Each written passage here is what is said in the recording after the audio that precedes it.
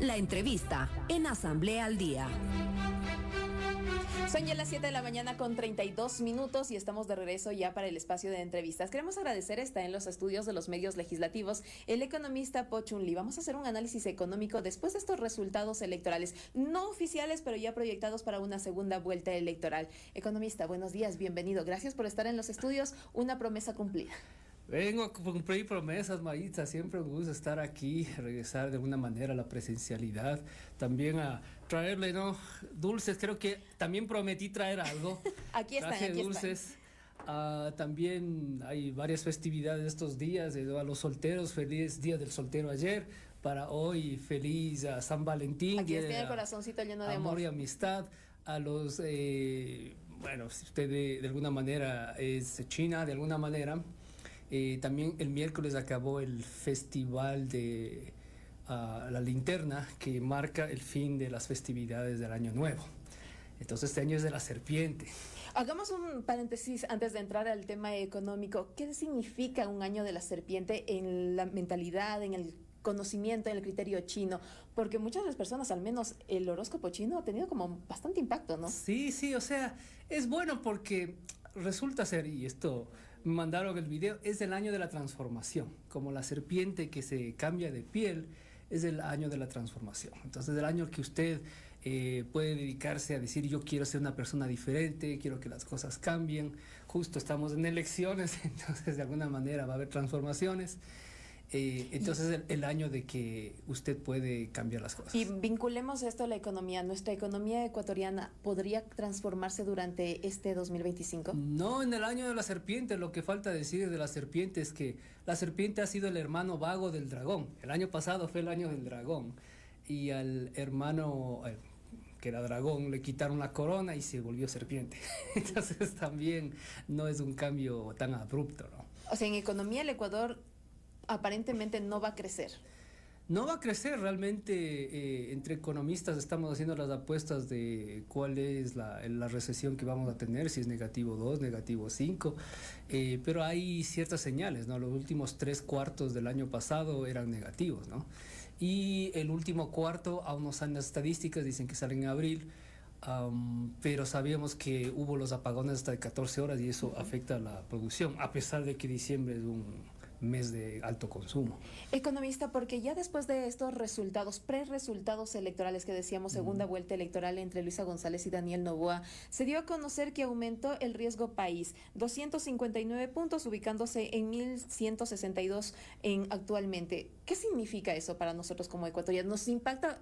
Hablemos en ciudadano, a la economía de los ecuatorianos. Mire, el número 900 o 1000 es básicamente si mañana sale a pedir un préstamo, le van a cobrar 9% más el valor del dinero. Entonces, si es que es 900 puntos, que es más o menos 9%, y el valor del dinero está más o menos a los 4 o 5%, si Ecuador quiere endeudarse mañana, es entre 13 a 14% que tiene que pagar en como intereses. país. Sí, cuando supongamos queremos 1.000 millones para 10 años, entonces tendría que pagar cada año 14%. 14% es una barbaridad. Estamos diciendo que será 6 años o menos, ya pagamos otros 1.000 millones en intereses. Entonces es una barbaridad. Economista, ¿y por qué influyen estos resultados electorales en el riesgo país? Hay que entender que el riesgo país en parte es percepciones, ¿sí? Porque hay incertidumbres.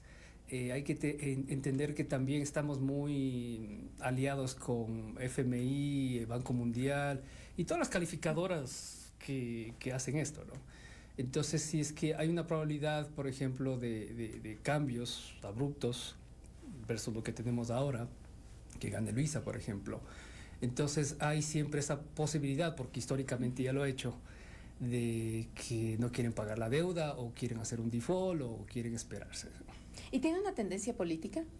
Sí, tiene una tendencia terriblemente política, porque hay que entender que los que califican esto generalmente vienen de los países desarrollados y están muy asociados a FMI, Banco Mundial, el CAF, todo. Realmente es un conglomerado financiero de cooperación financiera. Porque esto me lleva a pensar inmediatamente cuando se hablaba de una sola vuelta electoral, no se decía nada respecto al riesgo país, ya se conoce esta segunda vuelta electoral y con ello tratar de incidir tal vez en la gente.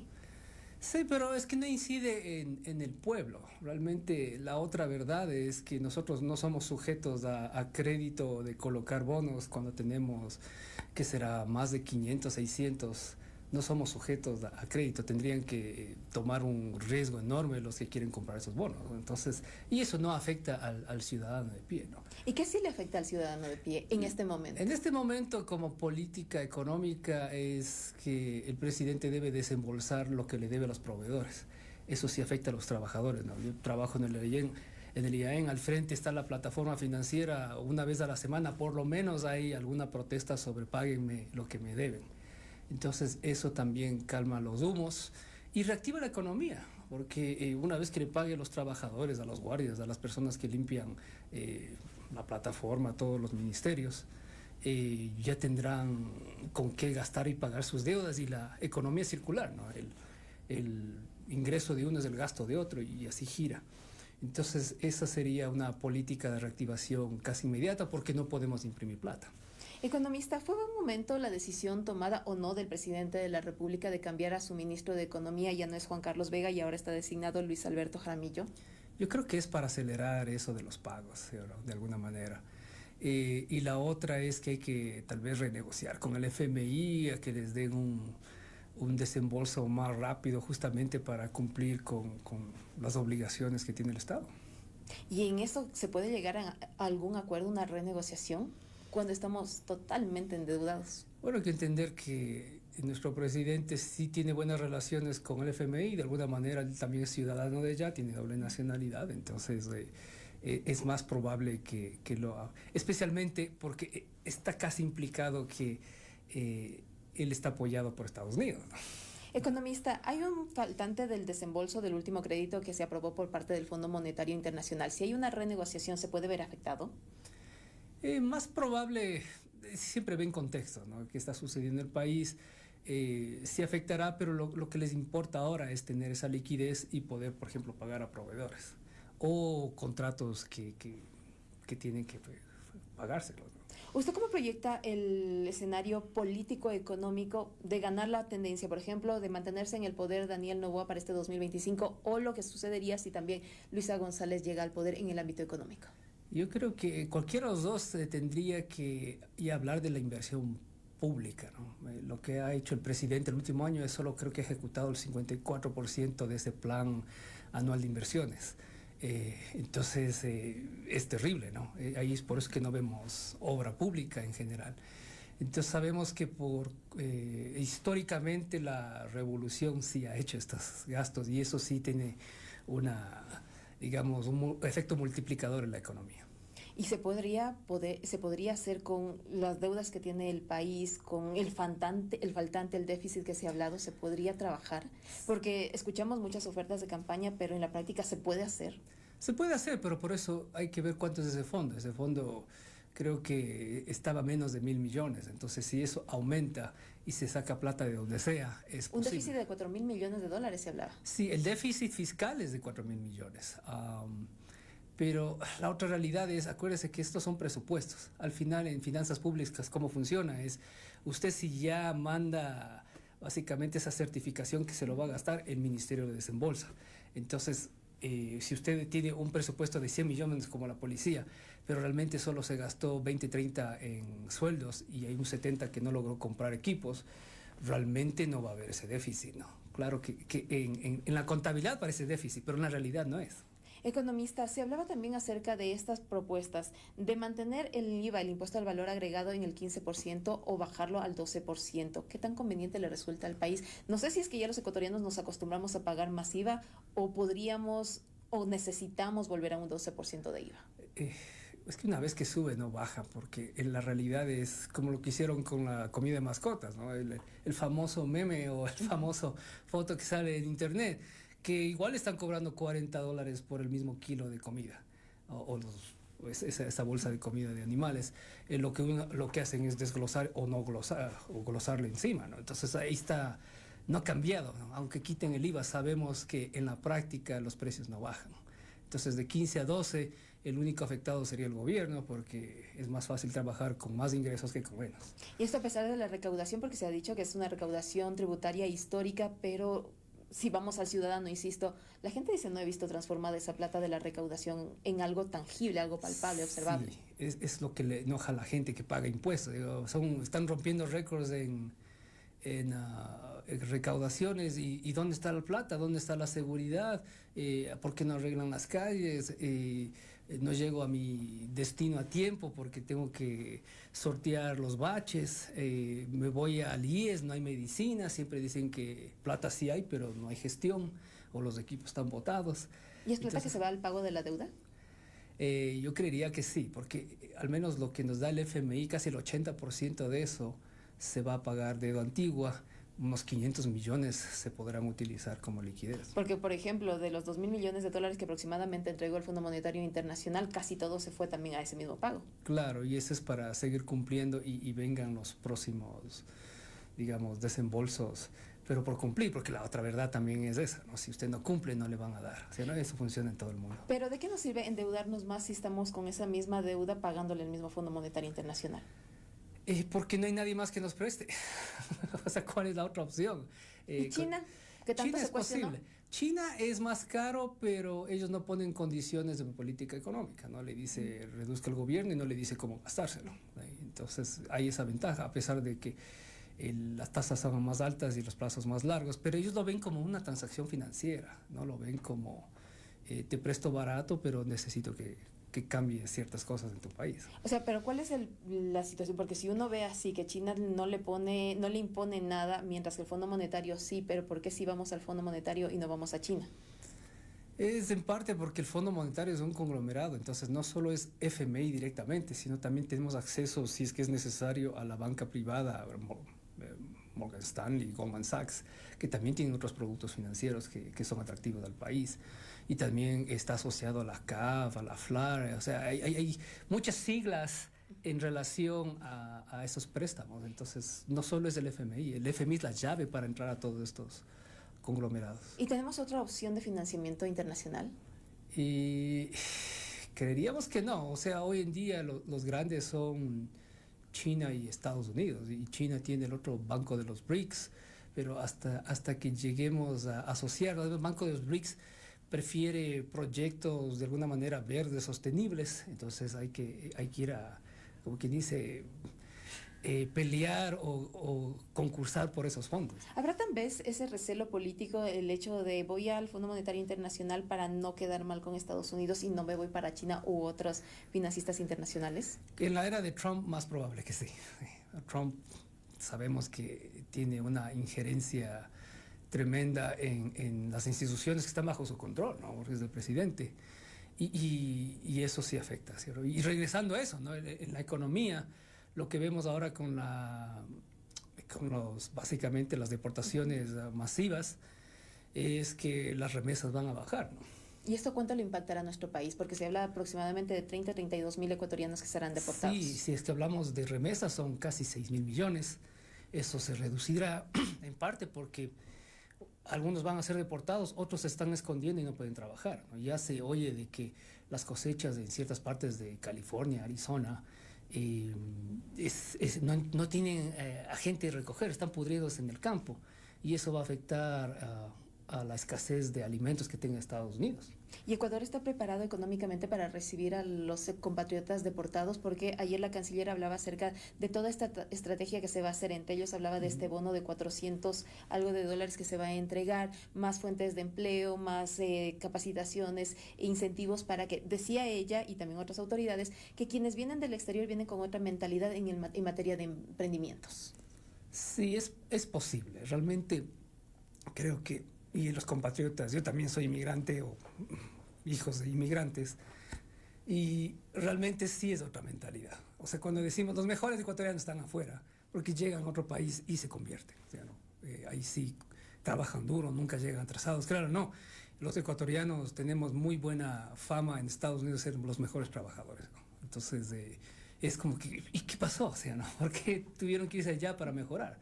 Pero creo que un problema de institucionalización, ¿no? Allá sí creen que las cosas funcionan y ahí sí hay que ganarse la vida porque en Estados Unidos no hay bienestar social tampoco, ¿no? Y hay las mismas condiciones, por ejemplo, planteo yo, en Estados Unidos para crear nuevas ideas que las que tenemos aquí en Ecuador para crear e impulsar esas ideas?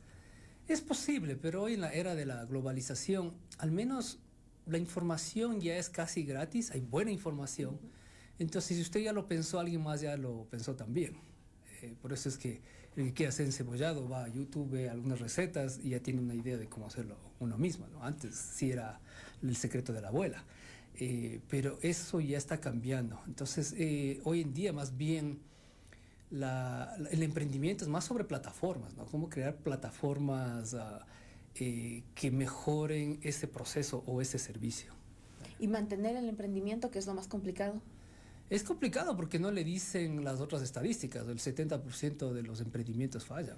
Entonces tampoco es una solución. Un 30% sobrevivirá y un 5% tal vez sea exitosa, ¿no? Y un 1% será a nivel mundial que se acapara todo. Pero esa es la verdad de los emprendimientos. E insisto en esto, el Ecuador como país, como Estado, como gobierno, estamos preparados para recibir a más de 30.000 compatriotas que ya no traerán, no enviarán sus remesas, no llegarán las remesas, pero nosotros tenemos que recibirlos. Tenemos que recibirlos. Sí. Porque corresponde hacerlo. Sí, tenemos que recibirlos, pero hay que entender que ellos se endeudaron entre 10.000 a 30.000 dólares para llegar a la frontera y que los deporten. Entonces, darle 4.70 por 3 meses no va a cambiar su situación. Y ¿Más estamos desempleo? hablando, es más desempleo. Realmente hay una razón por qué la gente se va, ¿no? El que es migrante es más probable que es por una razón forzada, no es voluntaria, ¿eh? Y mucho tiene que ver con cómo se adaptan en el otro lugar. Pero hemos visto ya esos ciclos de migración en nuestra historia. Después de 5 a 10 años ya se estabilizan donde sea que estén y ya las remesas se reducen. Entonces, esto de pueblo salva pueblo también se reduce si es que nada cambia en la situación de Estados Unidos. ¿Podrían sostener tal vez con las remesas los compatriotas que se encuentran en otras partes que no son Estados Unidos? Hablemos de España, Italia, Australia, de otras partes del mundo. ¿Sí podrían ayudarnos como ecuatorianos a sostener? Porque es un aporte fundamental que tiene la economía ecuatoriana. Claro que sí. Lo queríamos ver, pero ¿qué es lo que sucede? Es que eventualmente si uno está allá, quiere traer a su familia. Y cuando ya le trae a su familia, se acabó las remesas, ¿eh? Entonces, y si es que usted ya le construyó la casa de su mamá, se acabó las remesas. Entonces, es a muy corto plazo. Por eso estas olas migratorias funcionan en los primeros años.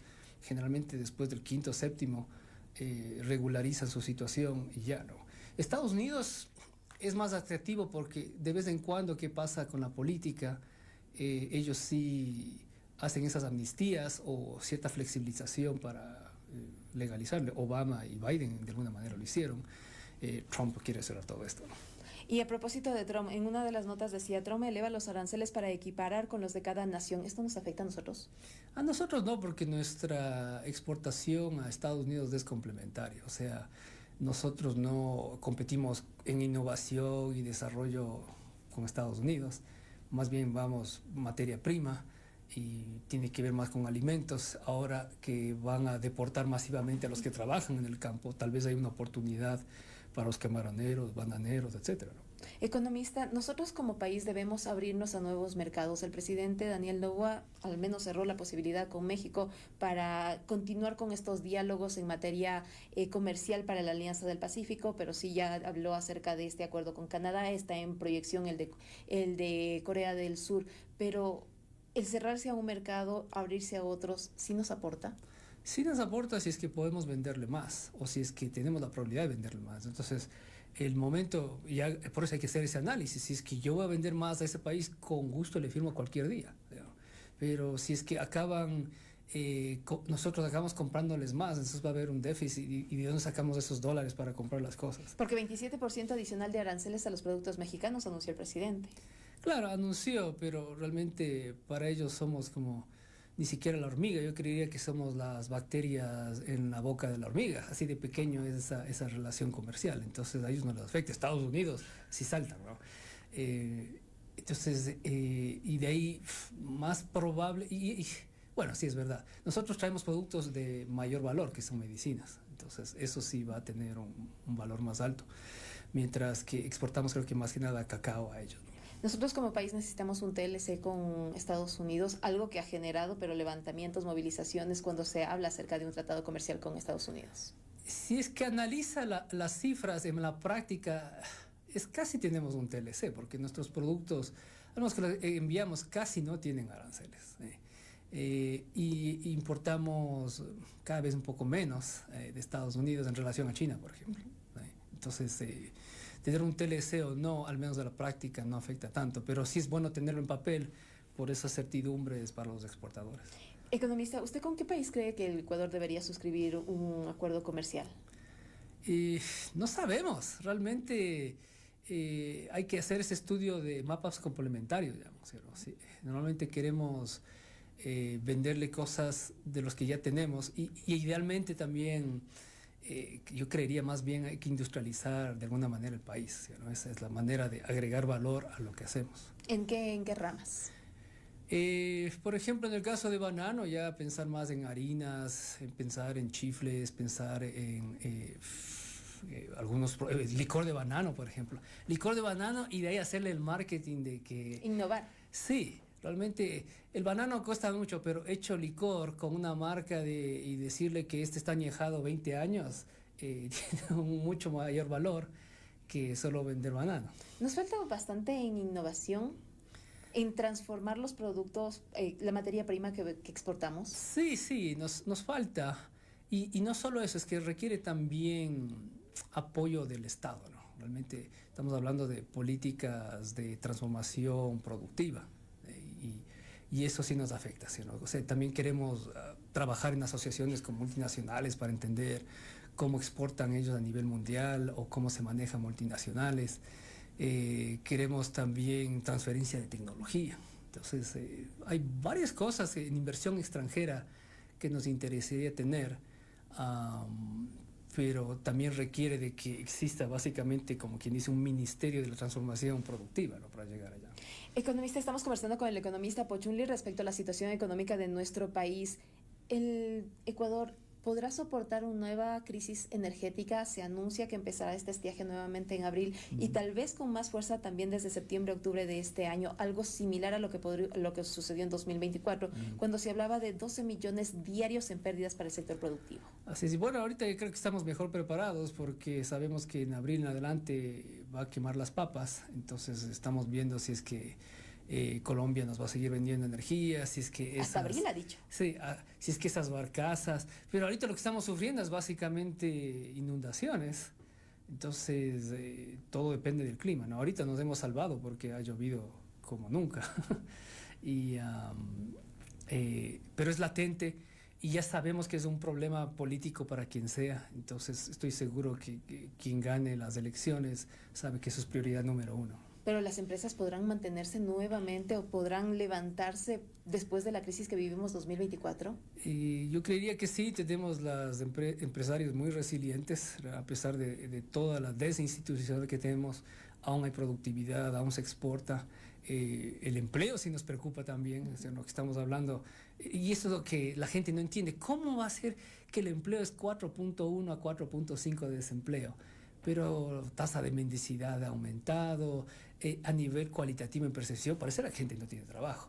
Y eso creo que es más un problema de metodología de qué se considera empleo. Porque para la metodología del INEC solo le preguntan si usted trabajó 1 hora la ¿Y semana. es considerado empleo? Y ese es empleo. O sea, usted puede trabajar atendiendo la tienda de su mamá con 0 ingreso y eso es estar empleado. Está mal efectuado el procedimiento. Claro, o sea, usted si vende chicles en la calle, usted está empleado, ¿sí? O sea, usted está empleado, ¿sí? Entonces, con esa metodología decimos que oye, el desempleo en Ecuador es más bajo que en España. En España es 18%, pero es que ya para la metodología de ellos, 18% es la gente que no está asegurada o no está en el seguro social. Si usamos esa metodología, en el Ecuador el 70% está desempleado porque no tiene un empleo adecuado, o sea, ¿no? Entonces, es ya un problema de metodología también. Porque se habla acerca también de estas alianzas público-privadas para la generación de empleo. ¿Se puede generar tanto empleo? El que necesita nuestro país, porque se dice que el Estado, el gobierno ya no puede generar más empleo porque no le corresponde, sino que sale el sector privado.